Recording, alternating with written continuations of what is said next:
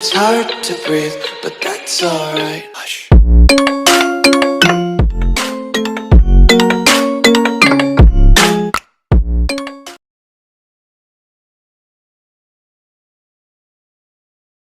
Isa tayo ng atay kasi nahihilo yung aking anak. Magkikisa tayo ng atay-atay lang ang pakakain natin sa kanya. Ayan, mainit na yung kawali.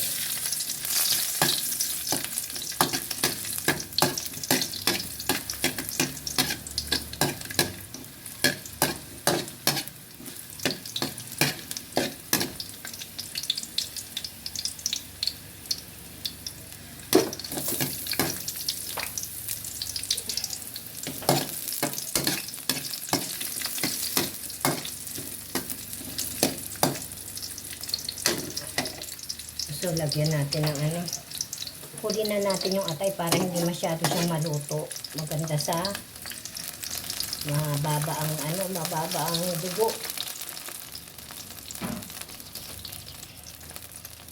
Ganda ang mababa sa dugo yung yung hindi masyadong luto ang atay.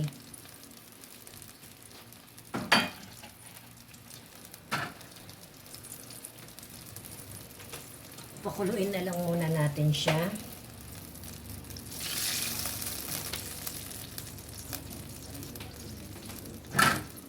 So, lagyan natin siya ng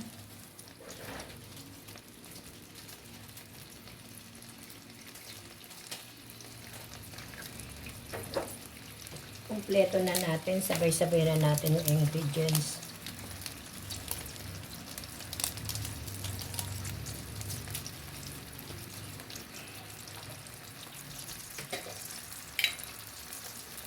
Natin siya ng paminta.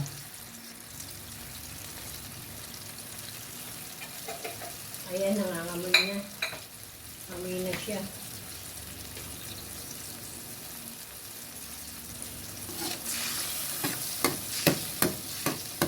Saka natin nilalagay mamaya yung para hindi siya masyadong luto.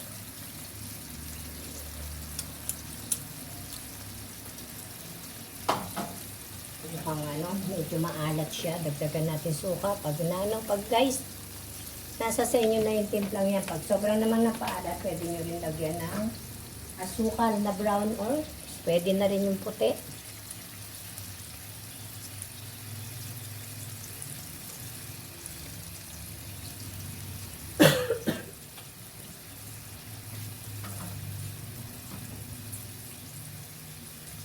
Ituloy natin maigi yung So, unahin natin to. May ditong yung gizzard. Unahin natin yung gizzard. May napasamang gizzard dito. Ayan. Sandalian natin ko yung mga gizzard. Pakulam lang niya to. Ulam lang ng anak ko to. Kaya kakaunti lang. Para lang sa kanya. At sabi niya, nahihilo daw siya. Ito yung gizzard. Unahin natin yan. Kasi medyo matigas yan.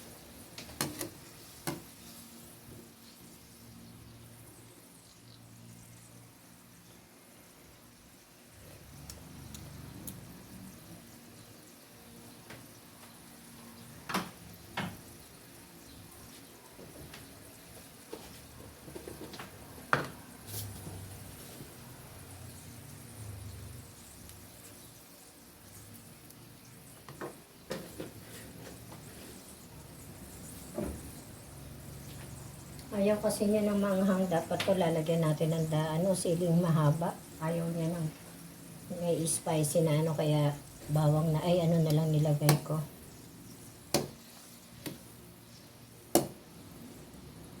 Na lang nilagay ko dyan. Sibuyas saka lang.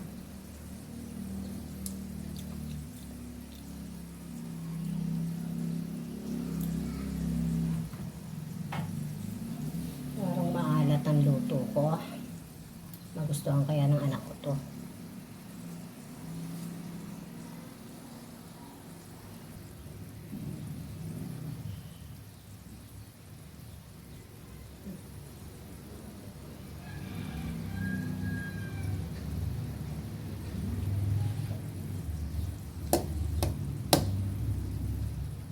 Lagyan na natin yung atay.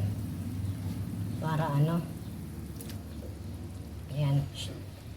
Papakain ko sa kanya lahat yan. Hindi ko na hiniwa na maliliit. Bakuluin lang natin siya. Tapos ahon na natin.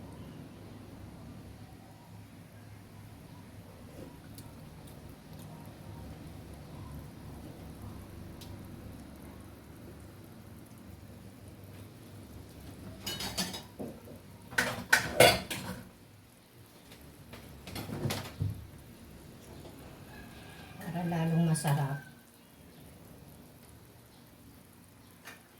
Haluan pa natin ang atay ng ano.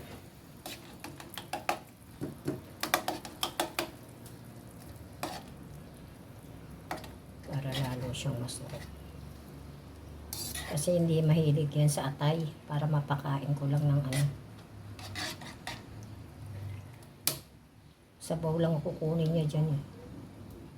Kaya ang payat-payat.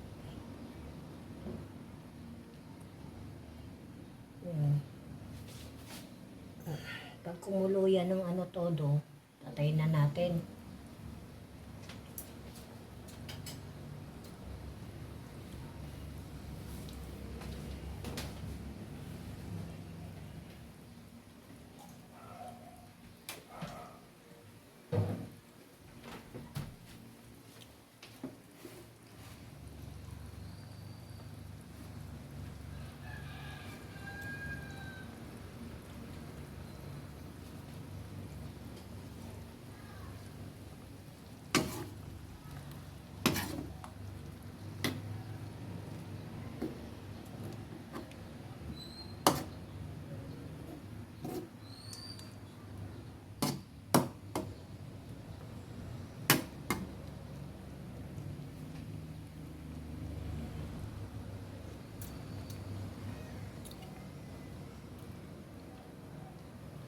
Hina na ng gatong ko.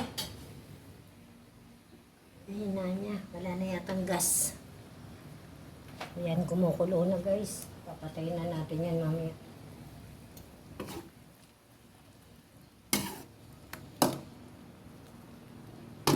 Ayan, meron na tayong ano para sa ating nahihilong anak. Thank you so much guys. Tikman natin na. Halika na, kuha na kayo ng kanin. Maraming salamat sa inyo. Thank you so much sa mga lalabs ko dyan.